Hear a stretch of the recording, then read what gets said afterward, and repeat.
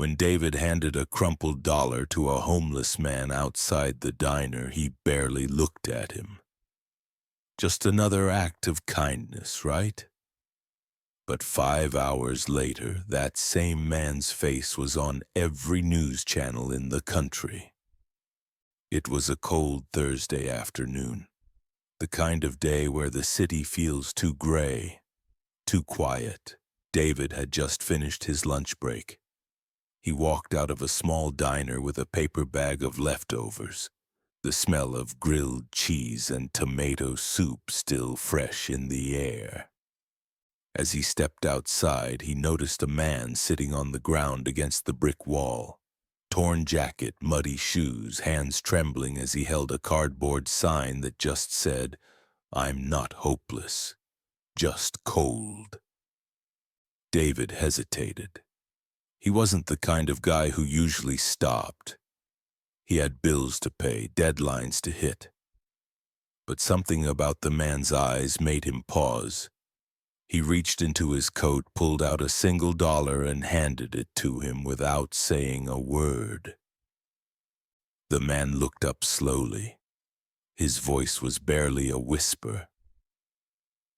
"Thank you. You might have just saved someone's life." David offered a polite nod and kept walking. He assumed the guy was just talking nonsense, but there was something strange about the way he said it, like he meant every syllable. Later that night, David was at home finishing some freelance work. His TV played in the background, just noise to fill the silence, until the volume rose suddenly. Breaking news out of downtown this evening? He glanced at the screen, uninterested at first. But then the anchor said something that made his blood run cold.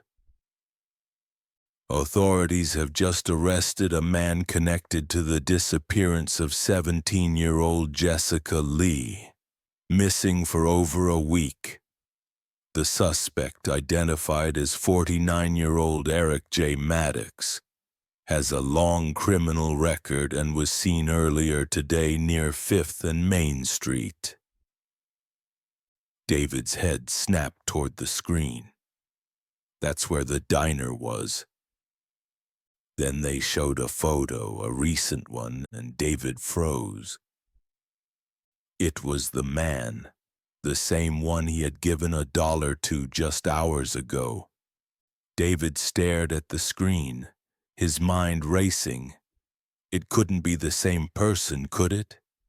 Maybe just someone who looked similar, but then the anchor said something that made his skin crawl. Police say the suspect approached authorities voluntarily just after 5 p.m. In his statement, he mentioned a brief conversation with a stranger who showed him kindness. According to police, this interaction shook him, and he decided to turn himself in. David looked at the clock. He'd seen the man outside the diner at exactly 4:45. His heart pounded. Could that tiny moment, $1 and a look of compassion, have actually changed the course of someone's life? Or saved one? David couldn't sleep that night. The face on the screen haunted him, not because of what the man had done, but because of what he had said. You might have just saved someone's life. The next morning, David called the local police station anonymously. He didn't want credit, he just wanted to know if it was true. The officer on the line paused, then said quietly, "That man turned himself in out of guilt. He led us to where the missing girl was being held. She's alive thanks to him, or maybe thanks to you." David never told anyone, not his family, not his friends, but from that day on he started doing something different. Every week he put a single dollar in his wallet, not to spend, not to save.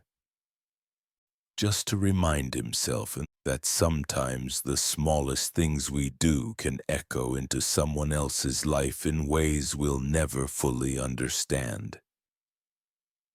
You never know who you're passing on the street or what they're holding inside. Maybe you can't save the world, but maybe you can save one person. If this story moved you, share it, and the next time you see someone in need, remember, it doesn't take much to matter.